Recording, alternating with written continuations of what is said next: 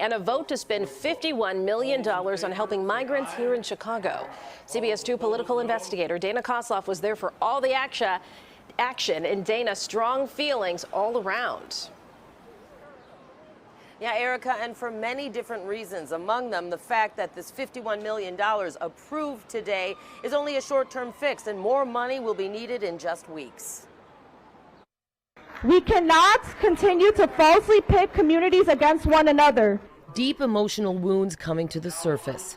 As Black people who have been hurt continuously by the city and country it loves, it ain't our responsibility to take care of everybody else.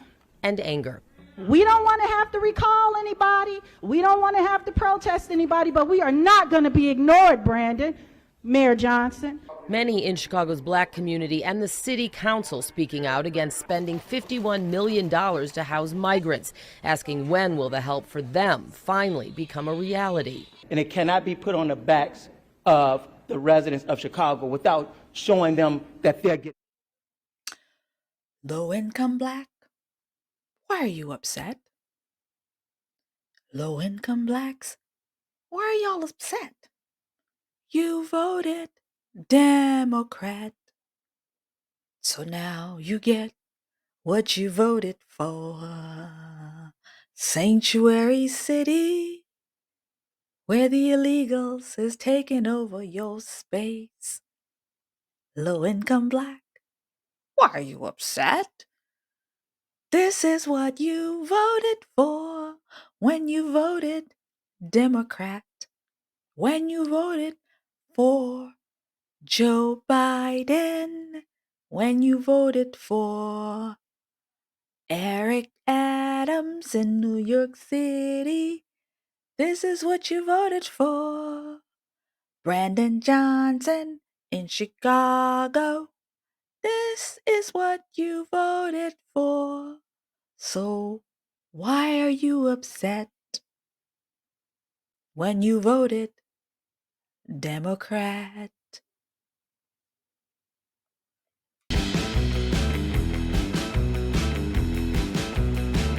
Hello, everyone, and welcome to The Conservative Poet with me, Amania.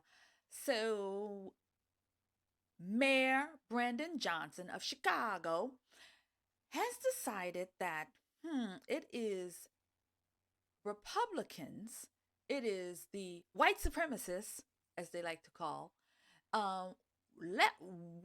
right extremist is the cause for his failures in his city. We're not even going to talk about this too long. We're going to jump right in so we can get to here. Now, I have not watched the whole thing. I've seen just maybe one clip of it on YouTube, and I decided to watch the whole thing and just interact with it as we go. So it's about a 20-minute video, and we're going to go through the whole thing just to see how very woke Brandon Johnson is. We're going to see exactly how woke he is. So let's get into it right now. Before we continue with the video, here is a brief word from the sponsor of our video. Save America, save our values, save our traditions. Stop using woke platforms to spend your money. Stop.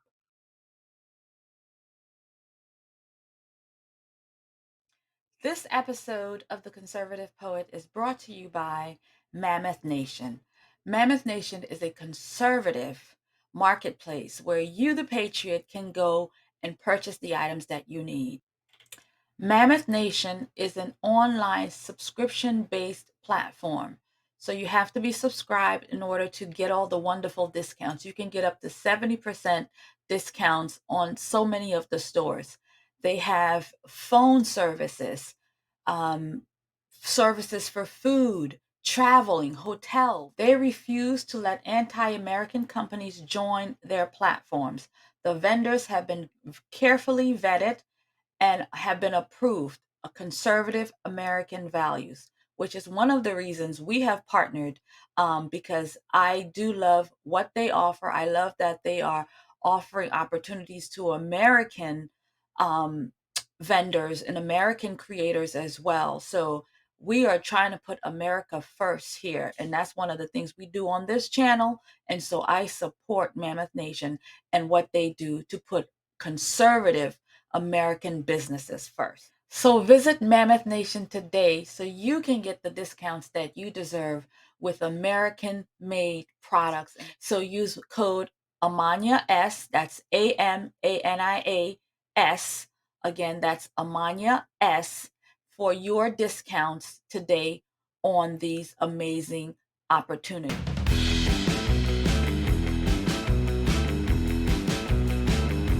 And thank you, Pastor Zeiss, for that introduction, and I'm grateful for all of you who are here this morning.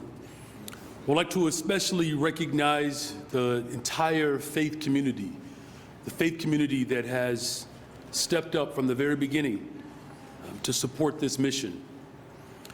I'm joined by the faith community and our philanthropic partners to demonstrate our full force of government approach.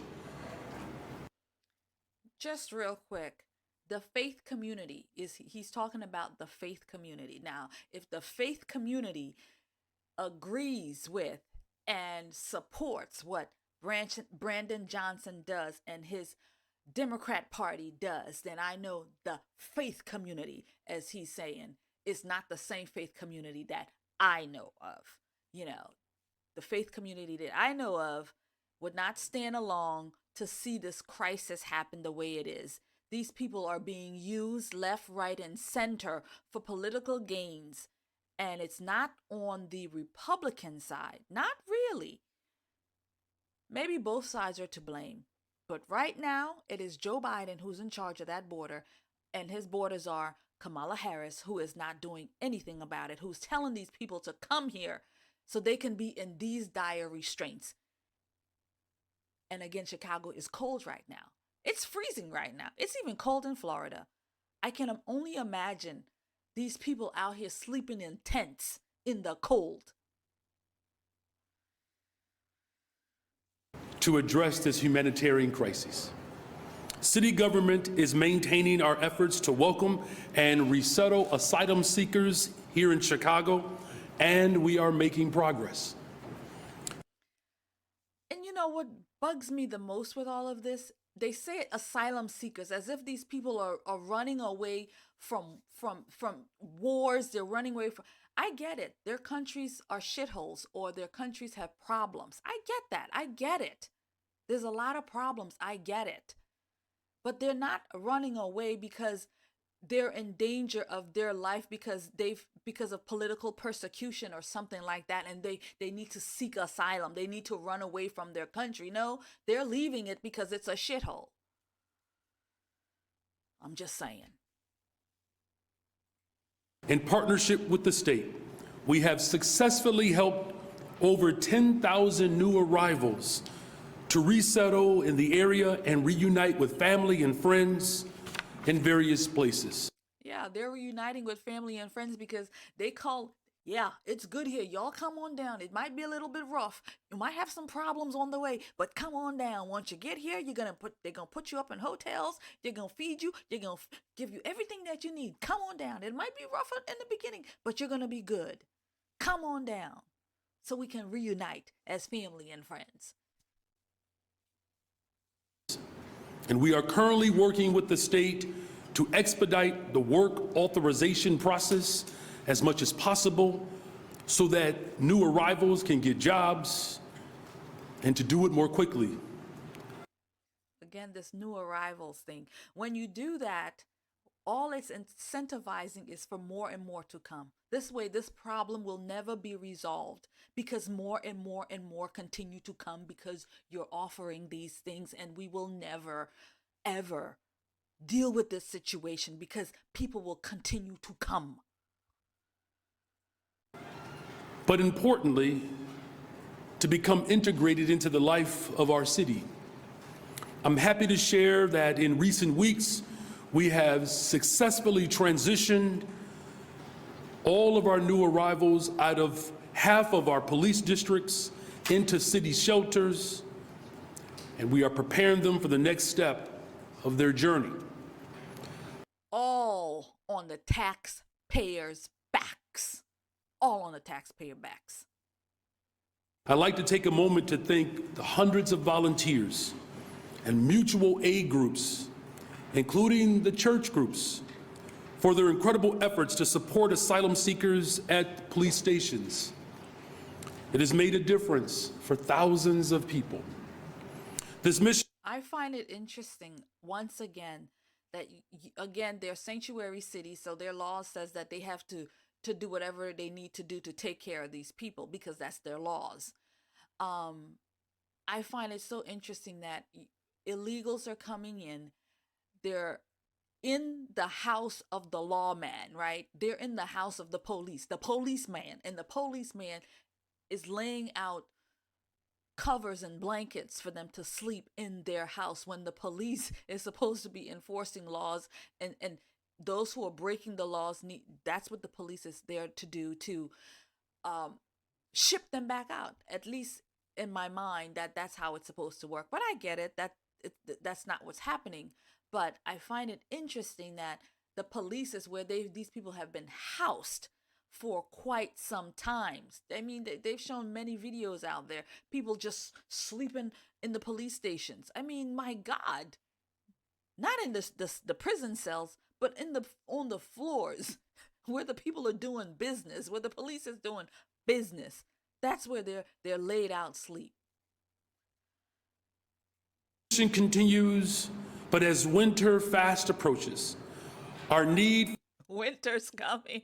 Winter is here, and it is no joke. Chicago is one of the coldest places. It is no joke how cold it gets. Winter is here. Didn't you foresee this coming? I hope they did, because I sure saw it coming. For greater collaboration and coordination grows. And that is why we are mobilizing Chicago's faith community and our partners in the philanthropic community to meet this moment. And after extensive conversations and outreach with the faith community and our philanthropic partners, my administration formed a partnership of churches and community organizations around the city of Chicago. I'm excited to announce the Unity Initiative, a multi-layer approach that seeks to bring Chicago together, including an interfaith partnership dedicated to helping us move migrants out of police stations and onto the path of resettlement and self-sufficiency. This is the soul of Chicago that I've been speaking of from my first day in office. A diverse, intergenerational, interracial, interfaith coalition of communities coming together to help those in need. That's who we are, and that's who we will always remain. Chicago's faith community has long nurtured the soul of Chicago. From welcoming minus the bullets, right? The shootings. Over 500,000 Black people to Chicago during the Great Migration, to helping thousands of asylum seekers today. It's been the faith community that has shown its tremendous support for families throughout generations. In the face of divisive forces that continue to desperately work to tear our city apart, we will overcome this humanitarian crisis. Divisive forces. Now, I know he's not talking about the young scholars who goes out shooting every weekend. That's not what you're talking about. The divisive forces that's out there carjacking, shooting people, breaking into stores, all that, that's not what you're talking about. That's not the divisive. No. You talking about Republicans? Yeah. And we will do it together. And it will ultimately lead towards a better, stronger, and a safer Chicago. At no cost to the taxpayers of Chicago, thanks to the philanthropic community, the Unity Initiative will prioritize getting pregnant women, children, and all of those sleeping outside of police stations or on the floors into temporary housing as quickly as possible through churches all over the city of Chicago. interesting that the homeless Americans that was out there during these times, the church community didn't seem to do too much then. You didn't have a united coalition then to help the Americans, the mothers, the pregnant women that was sleeping on those same streets. No, they didn't have it in them then. No, it's now that they can figure this out. It's now that when you have to help illegals, you can bring a coalition together. But you couldn't do it for the veterans that's sleeping on the streets. You couldn't do it for the Americans that's sleeping on the streets. No, you had to do it for the illegals that's coming in. And there they will have access to case management and assistance finding permanent housing through the work of our philanthropic partners. Our faith community will open their doors doing what they do best, providing food, hold winter clothing drives, connect migrants to supportive services and to the hospitality of community members, and so much more. They're not going to be working on saving souls. They're not going to be working on saving their souls. No. This is just one of many creative solutions we are finding to address the humanitarian crisis for the people of Chicago. I cannot express how grateful I am. My gratitude to the network of partners and faith leaders who are stepping up at this critical time. And thank you for doing your part, living out Chicago's values and taking care of our new neighbors. And thank you for being a shining example to everyone. I hope that everyone follows in this example that our faith community is setting today. Because everyone has something that they can do. Everyone can contribute to this mission. The timing could not be more crucial. We cannot abandon families and asylum seekers and let them go through. He keeps saying asylum seekers, and that's just not the case. The definition of people seeking asylum is different than what we're seeing. It's different than what's happening there. It's different. These are people who don't like their country, who wants to leave, and they think they're going to have a better shot here because everything's going to be free for them, as it has been. Don't call them asylum seekers. That's not what they are. They're not running away from persecution. Chicago's winter alone. I call upon all of our faith institutions and our partners in business, philanthropy, labor to come together to find solutions to help asylum seekers find sufficiency. By empowering our new neighbors to find work, housing, and more in our great city, we're investing in a collective brighter future. I'm grateful that the Alderman of the 6th Ward, Alderman Will Hall, is with me today. And thank you everyone who has already stepped up supporting this mission. In this moment, you're bringing people hope. Chicagoans, the needs of Chicagoans to be sacrificed for the needs of people who want to become Chicagoans. Help me understand what you mean by you said that. When does somebody, in your estimation, become a Chicagoan? Yeah, thank you for that question. First, let me just acknowledge I'm grateful that Reverend Jackson has found his way to the west side of Chicago. Thank you, Reverend, for being here today in grand fashion. You know, I've said repeatedly, and I've mentioned this when I was running for mayor, that no one should lose at the expense of someone else winning. My message has been pretty consistent. There are families who live in Chicago who have, particularly black and brown folks, who have experienced austere budgets, school closures, mental health closures, public housing shutting down, jobs being lost, and for many of these. And you've closed a whole lot of those so you can give the facilities to illegals. Families, they recognize that they have a leader in me that's going to invest in people, because that's what I promised that I would do. And what people? You ain't investing in your own kinfolk, your own skin folk, your own, people folk. That's not what you're doing. Too often, we have a zero-sum operation where the wishes and desires of people are sacrificed or given to someone that quite frankly doesn't have the same motivation, right? And so too many budgets before where black and brown folks were sacrificed to benefit corporations and austere budgets. And what I've simply said is this: those who live in Chicago and those who who've had the benefit of living in Chicago, that I am still committed to investing in those families. And those wished to call Chicago their home, we're committed to investing in them. My message has been clear and consistent. I had a follow-up. I'm sorry. And can you talk about why beginning construction on the base camp right in part before we've seen the environmental report about what sort of any potential contamination or threat could be posed? Why do it that way? Well, this is the way we've been doing it. You know, I haven't veered off from my mission. Look, the international crisis that I inherited 6 months ago, I've made it very clear that we are going to make sure that we remove people out of police districts, women and children who are living on floors and sleeping outside, that we're going to create spaces that provide more dignity. As we have assessed throughout this entire process, we have continued to build along that assessment.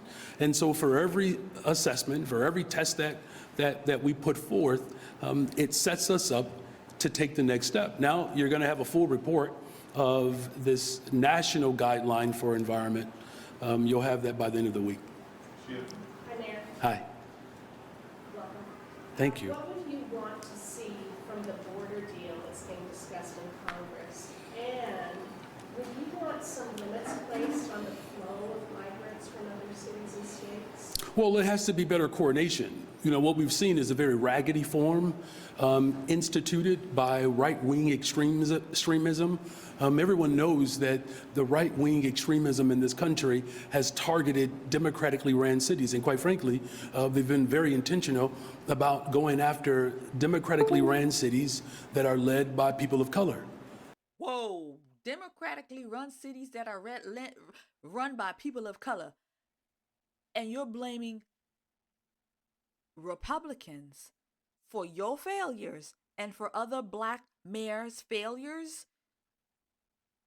You're being targeted because your city is failing, because all these liberal cities are failing? You're blaming other people? Man, how Michael say it? Look in the mirror, man. Look in the mirror. Take a look in the mirror. And their whole motivation is to create disruption and chaos, because that's what that particular party has been about. Right? This is the same political party that did not want to accept that President Obama was actually an American.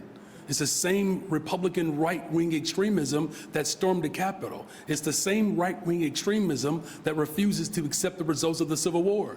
It's raggedy. It's disrespectful. It's mean-spirited. It's an unclean spirit, quite frankly. And so I got you. I just An unclean spirit. That's what people who are right about this is.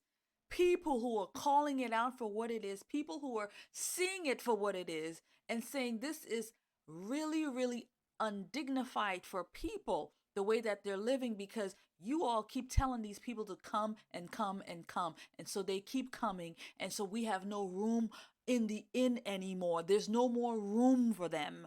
Not even in the police stations. They're sleeping on the streets in tents. You're building tent cities for them.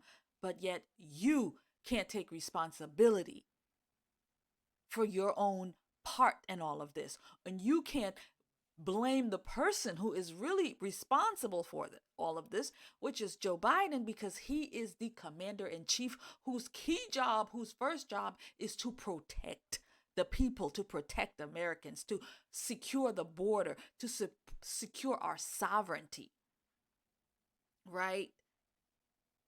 He's the one you should be calling out right now. He's the white supremacist you should be calling out right now. I want to make sure that people understand what we're facing. That's why it's so important that the faith community is leaning in this moment. And so what I've said, there has to be better coordination. Look, Pastor Will Hall, who's also an alderman of the 6th Ward, visited the border. He saw the chaos firsthand. And so part of our effort to go to the border was to make sure that there was better coordination with the flow of migrants who are seeking asylum here. And this is not unprecedented. How about better coordination where you don't tell them to come here to begin with? Then we wouldn't need any coordination. In it. When the Ukrainian refugees found their way to the shores of America, there are 30,000 of them right here in the city of Chicago, and you don't hear a word about it because it was coordinated. There was federal dollars that were attached to those families.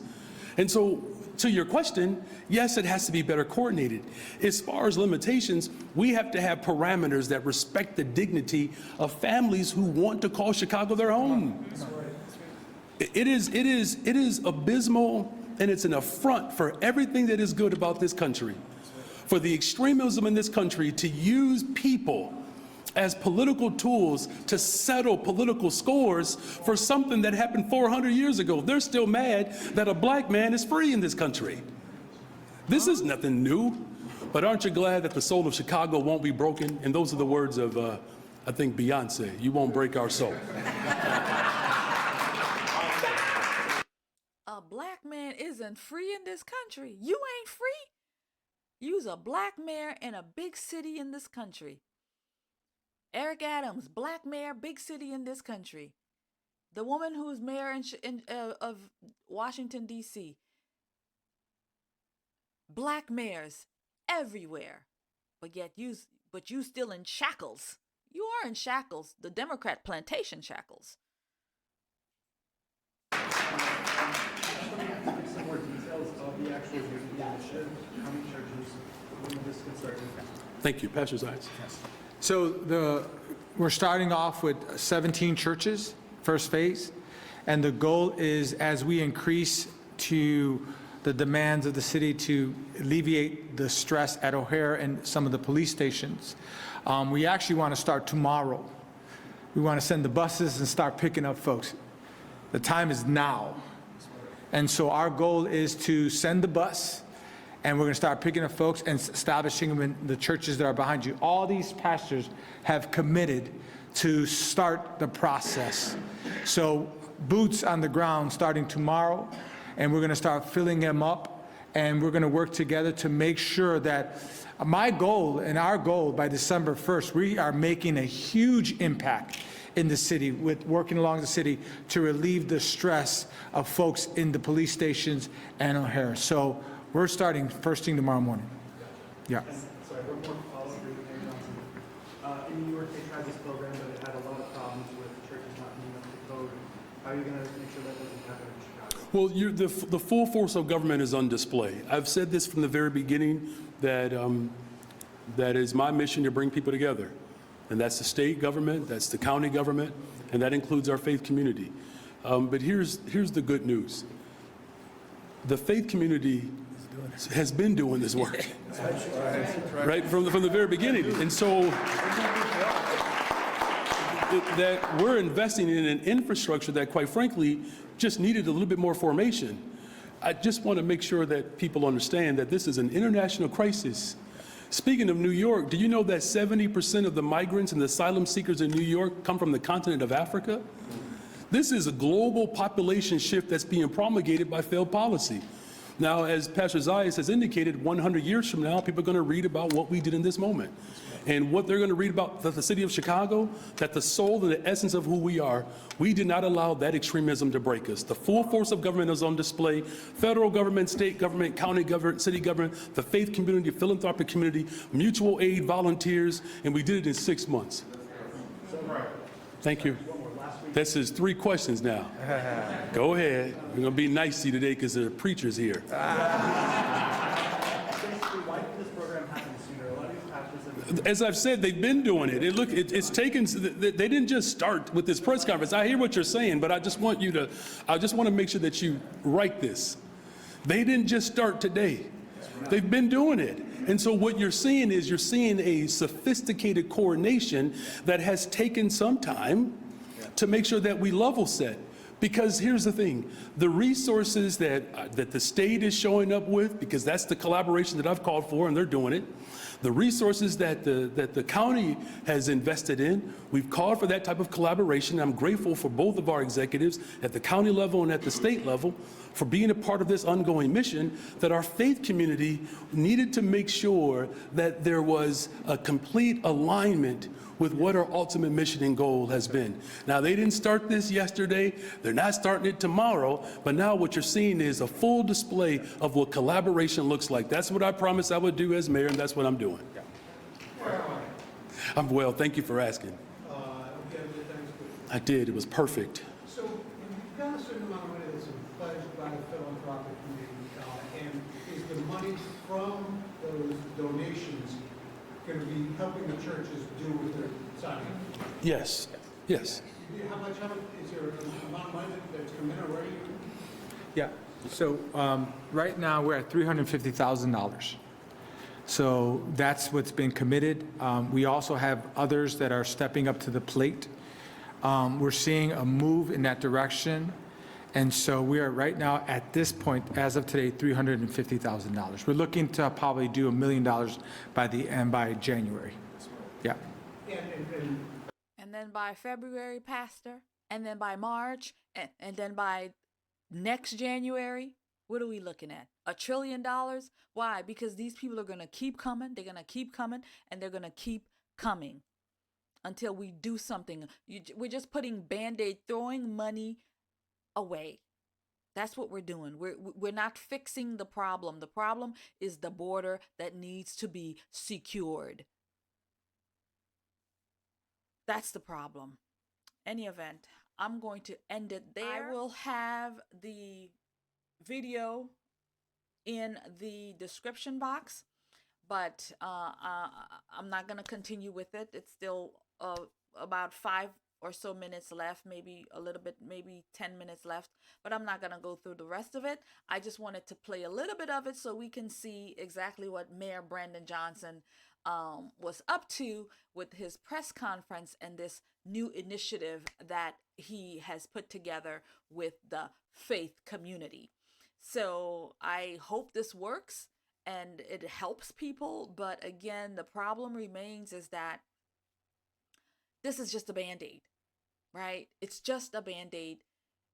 They're going to help some. And again, more people is coming, more and more and more and more. It's just never going to end, right? It's just never going to end until we fix the problem. So I'm going to leave it there, friends. Thank you so much for taking the time and watching this with me. Really appreciate it. Thank you all again.